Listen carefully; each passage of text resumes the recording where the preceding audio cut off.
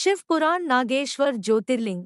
नागेश्वर ज्योतिर्लिंग के संबंध में एक कथा प्रसिद्ध है। कथा के अनुसार एक धर्म कर्म में विश्वास करने वाला व्यापारी था। भगवान शिव में उसकी अनन्य भक्ति थी। व्यापारिक कार्यों में व्यस्त रहने के बाद भी वह जो समय बचता उसे आराधना, पूजन और ध्यान में लगाता था। उसकी इस भक्ति से एक दारुक नाम का राक्षस नाराज हो गया। राक्षस प्रवृत्ति का होने के कारण उसे भगवान शिव जरा भी अच्छे नहीं लगते थे।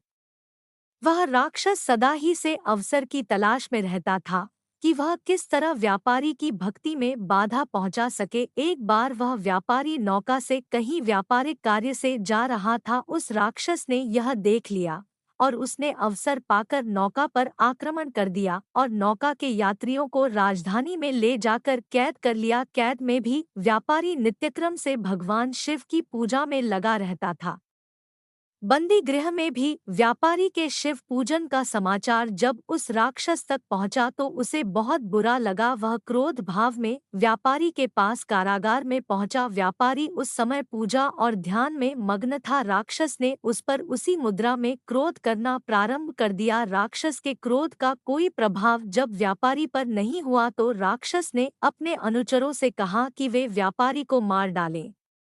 यह आदेश भी व्यापारी को विचलित न कर सके। इस पर भी व्यापारी अपनी और अपने साथियों की मुक्ति के लिए भगवान शिव से प्रार्थना करने लगा। उसकी भक्ति से प्रसन्न होकर भगवान शिव उसी कारागार में एक ज्योतिर्लिंग रूप में प्रकट हुए और व्यापारी को पाशुपत अस्त्र स्वयं की रक्षा करने के लिए दिया। इस अस्त्र से राक्षस दारुक तथा उसके अनुचरों का वध कर दिया। उसी समय से भगवान शिव के इस ज्योतिर्लिंग का नाम नागेश्वर के नाम से प्रसिद्ध हुआ।